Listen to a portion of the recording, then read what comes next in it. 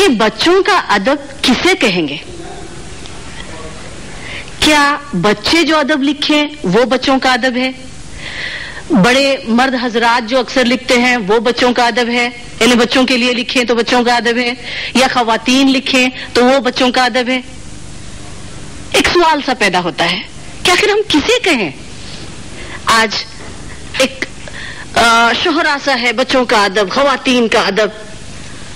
تو میں آپ کو یہ بتانا چاہتی ہوں، چاہے بچے بچوں کا ادب لکھیں، خواتین بچوں کا ادب لکھیں، یا پھر بڑے ہی بچوں کے لیے کچھ لکھیں، لیکن ایک آسان سا ڈیفینیشن کے طور پر میں آپ کو بتاتی ہوں کہ بچہ جس ادب کو پسند کرے وہ بچوں کا ادب ہے.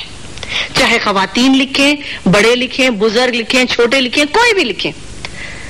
اب یہ سوال پیدا ہوتا ہے کہ جو چیز بچہ پسند کرتا ہے میں آخر کیا ہے کہ بچہ کیا پسند کرتا ہے؟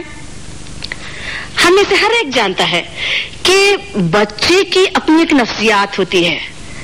بچہ نرسری تک جب آتا ہے، نرسری اسکول میں جب داخل ہوتا ہے، تو آپ دیکھتے ہیں کہ وہ اپنی مادری زبان میں ہر وہ چیز بول سکتا ہے، سمجھا سکتا ہے، اپنے خیال کا اظہار کر سکتا ہے.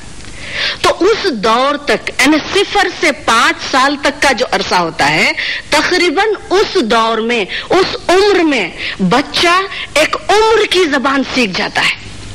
ہم دوسری زبانیں اس مادری زبان سے ہٹ کر جب دوسری زبانیں سکھانے کی کوشش کرتے ہیں تو degree level, master degree level, پھر ایم فل بھی ہوتی ہے، پی ایچ ڈی بھی ہوتی ہے. لیکن جب کسی موقع پر بات کرنے کے لیے بڑے سے بڑا ماہر کھڑا ہو جاتا ہے دوسری زبان میں تو اٹک جاتا ہے. بولتے بولتے اب جیسے آپ کئی انگریزی کے مقرروں کو دیکھیے، میں کسی کے بارے میں یہ بتانا نہیں چاہتی نام لے کر، لیکن آپ دیکھیے کہ جب وہ تقریر کرتا ہے تو درمیان میں ہاں دیکھیے یہ بات ہے، میں ایک شعر عرض کرتا ہوں، وہ ضرور بولے گا. یا پھر کنڑ کا ہے تو وہ بولے گا کہ ಇಲ್ಲಿ ನೋಡಿ ನಾನು ಒಂದು ವಿಷಯ ಹೇಳ್ತೀನಿ.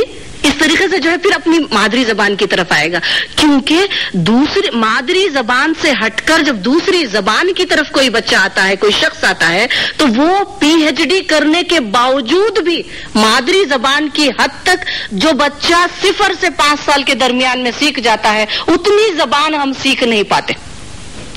تو آج میں یہ بتانا چاہتی ہوں آپ لوگوں کو کہ بچوں کے ادب کی ضرورت کیا ہے، اہمیت کیا ہے، اس کی افادیت کیا ہے. تو ہمیشہ بچوں کے ادب کی افادیت، اہمیت کی جب بات آتی ہے تو آپ یقین جانیے کہ ہماری زندگیوں میں بچے کی جو اہمیت ہے وہی بچوں کے ادب کی ہے. آپ دیکھیے اگر کوئی ایک گونگا بچہ ہے جسے بات چیت نہیں آتی ہے، جو بہت اچھی طریقے سے بات کر سکتا ہے، تو کس بچے کو چاہیں گے؟ گونگے بچے کو پسند کریں گے یا بات چیت اچھی کرتا ہے اس کو پسند کریں گے؟ تو ظاہر ہے اسی بچے کو پسند کریں گے جو اچھی بات چیت کرتا ہے، اپنے اس خیال کے اظہار کو، اپنے موقف کو لوگوں تک ظاہر کر سکتا ہے، چاہے بڑا ہو، عورت ہو، مرد ہو، بچہ ہو. تو اب ضرورت اس بات کی ہے کہ بچوں کا ادب بچوں تک کیسے پہنچایا جائے. پہلے تو یہ بات ہے کہ ادب کیا چیز ہے، یہ بھی ایک سوال آتا ہے. تو ادب کیا چیز ہے؟ ادب دیکھیے زبان سے جڑا ہوا ہے. زبان کے ذریعے سے جس قسم کے خیالات کا اظہار جب کیا جاتا ہے تو اس کو ادب کہتے ہیں. یہ فنون لطیفہ کی ایک شاخ ہے. ادب بذات خود ادب جو ہے فنون لطیفہ کی ایک فن لطیف ہے. 5 فنون لطیفہ ہیں، مصوری ہے، سنگ تراشی ہے، سنگیت ہے، ڈانس ہے، اسی طرح ادب بھی ہے. تو ادب کیا ہے؟ الفاظ کے ذریعے سے، زبان کے ذریعے سے اپنے خیالات کا اظہار کرنا ادب ہے. تو اب بچوں کے ادب کی افادیت کی جب بات آتی ہے تو دراصل بچہ، آج کا بچہ ہمارا مستقبل ہے. ایک بچے کے بڑا ہونے تک ہم لوگ بوڑھے ہو جاتے ہیں، ماں باپ بوڑھے ہو جاتے ہیں، لیکن جب ہم تو بوڑھے ہو جاتے ہیں لیکن ہماری زندگیوں کا تسلسل بچے میں باقی رہتا ہے.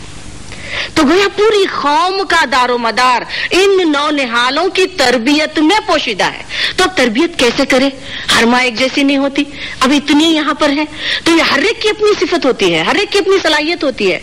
کوئی سائنس سے دلچسپی رکھتی ہے, کوئی آرٹ سے دلچسپی رکھتی ہے, کسی کو گھریلو کاموں سے دلچسپی ہے, کوئی بات چیت اچھا کرتی ہے, کوئی کچھ بھی نہیں کرتی, خاموش بیٹھتی ہے. تو ہر بچہ, ہر گھر کا بچہ ایک الگ نوعیت کا بچہ بن کر سماج میں آئے گا, سوسائٹی کا شہری بنے گا, ہمارے ملک کا اور قوم کا شہری بنے گا.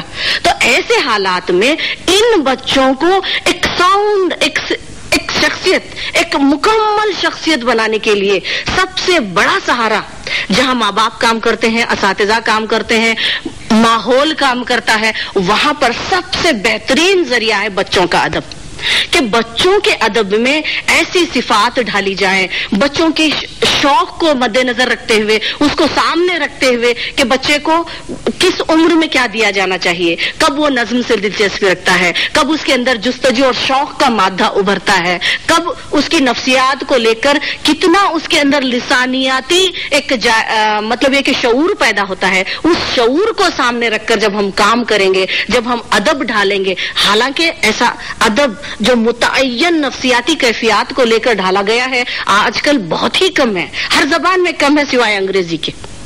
لیکن اس کے باوجود آپ نے جو پروگرام دیا, جی خوش ہوا کہ دیکھ کر کہ ایسے پروگرام سے دراصل یہ بات ظاہر ہوتی ہے کہ آج بچوں کی طرف توجہ دی جا رہی ہے, بچوں کے ادب کی طرف توجہ دی جا رہی ہے, جو ادب کی ایک صنف ہے. تو آئیے, آپ نے ایک اور چیز کی طرف بھی آپ نے اشارہ کیا کہ کرناٹک میں کیا بچوں کا ادب ہے. یقیناً ہماری اردو میں بے انتہا بچوں کا ادب ہے, لیکن ضرورت اس بات کی ہے کہ وہ بچوں تک پہنچے. ایسے رسائل یہاں ہمارے یہاں ملتے ہیں, جیسے ذکر کیا گیا آپ نے, خود دلی سے جو ہے امنگ شائع ہوتا ہے, مہاراشٹر سے گل بوٹے شائع ہوتا ہے بچوں کے لیے رسالہ, مالیگاؤں سے ایک رسالہ شائع ہوتا ہے, خود کرناٹک سے اردو کا سب سے پہلا رسالہ جو میں نے جاری کیا ہے وہ ہے وہ 12. اور آپ کو سن کر خوشی ہوگی کہ آپ کے اسکول ہی سے SSLC کرنے والی قدسیہ واجد اس کی ایڈیٹر ہے. یہ خوشی کی بات ہے, اور یہ پہلا کرناٹک کا سب سے پہلا اور آج تک بھی اکلوتا رسالہ ہے. یہ بڑے فخر کی بات ہے. دوسری چیز, کرناٹک والوں کا حصہ میں آپ کو بتاتی چلوں کہ پورے کل ہند سطح پر چند لوگوں نے بچوں کے ادب پر PhD کی ہے, اور مجھے یہ کہتے ہوئے فخر محسوس ہوتا ہے کہ میں نے گلبرگہ یونیورسٹی سے سب سے پہلا PhD کا مقالہ جو داخل کیا ہے وہ بچوں کے ادب پر ہے. اب آپ پوچھیں گے کہ اس میں ہوتا کیا ہے. دراصل ایسے مقالوں کے ذریعے سے کہ ادب کہاں جا رہا ہے, بچوں کو کیا دینا چاہیے, کس طرح کا نصاب ڈالا گیا ہے, نصابی کتابیں کہاں تک ہمارے بچوں کی ضرورتوں کو پورا کرتی ہیں, کہاں ہم لوگوں میں کمی بیشی ہو رہی ہے, ان ساری چیزوں کا ایک جائزہ آل انڈیا سطح پر لیا جاتا ہے. تو ایسے کام میں نے کیا ہے.